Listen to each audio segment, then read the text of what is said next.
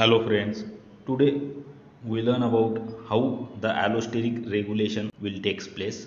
Allosteric enzymes are regulated by molecules called as effectors that bind non-covalently at the site other than the active site. The presence of an allosteric effector alter the affinity of the enzyme for its substrate or modify the maximal catalytic activity of the enzyme or both.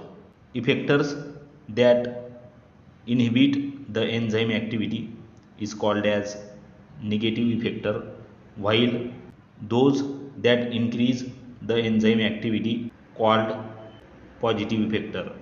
What is homotropic effectors?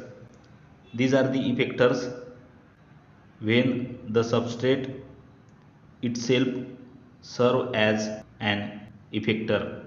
Mostly an allosteric substrate function as positive effector. In such a case, the presence of substrate molecule at one site on the enzyme enhances the catalytic properties of the other binding site, and these enzymes show a sigmoidal curve.